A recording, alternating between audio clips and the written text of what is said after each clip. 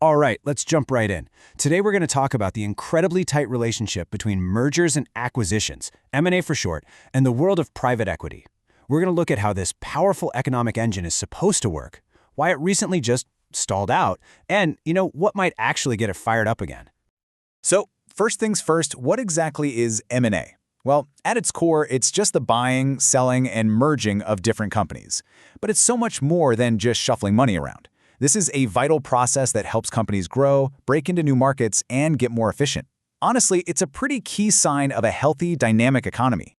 And this is where it gets really interesting, because while M&A is important for everyone, for the private equity industry, well, it's basically everything.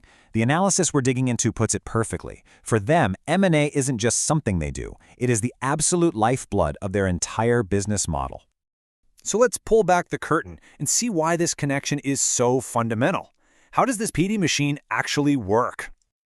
The private equity model is actually beautifully simple. It's a three-step cycle.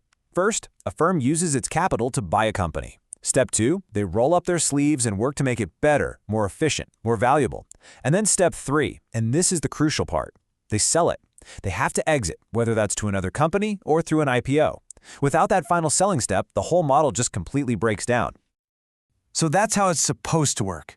But what happens when that final step becomes almost impossible?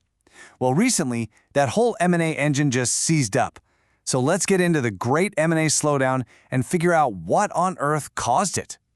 This slowdown wasn't just one thing going wrong. Nope, it was more like a perfect storm, created by three really powerful and interconnected forces that slammed the market all at once. Okay, the big one was high interest rates. To fight inflation, central banks everywhere started jacking up rates.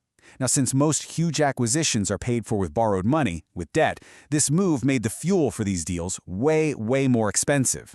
All of a sudden, for a lot of potential buyouts, the math just didn't work anymore. Then you've got this huge cloud of economic uncertainty hanging over everything. With global conflicts, weird supply chains, and this constant threat of a recession, it became incredibly hard to figure out what a company would be worth in the future. And this created a massive gap between what sellers thought their company was worth and what buyers were actually willing to pay. And that gap I just mentioned? Well, in finance, that has a name. It's called the bid-ask spread. When this spread gets super wide like it did recently, deals just grind to a halt. Buyers and sellers are just way too far apart to even find a middle ground. And to top it all off, there was a whole new layer of risk coming from regulators. Governments in both the US and in Europe started taking a much harder look at big deals, especially in hot sectors like tech and healthcare. They were worried about monopolies. And this meant that even if you could agree on a price, there was this new, scary risk that the government might just step in and block your deal anyway. So, with the engine completely stalled, what could possibly get it restarted? Well, the analysis we're looking at explores one potential catalyst that the market is watching very closely, the idea of a Trump bump for M&A deals. Now let's be super clear here. This is not a political prediction. What we're doing is breaking down the sources analysis of how financial markets are trying to read the tea leaves on potential policy changes and what that might mean for making deals. The thinking goes like this, and it breaks down into three main areas. First, there's an expectation of deregulation, which could make it easier to get deals approved. Second, the potential for corporate tax cuts, which would, of course, give companies a lot more cash to go shopping for acquisitions. And third, just a general boost in market confidence from what might be seen as a more business-friendly climate.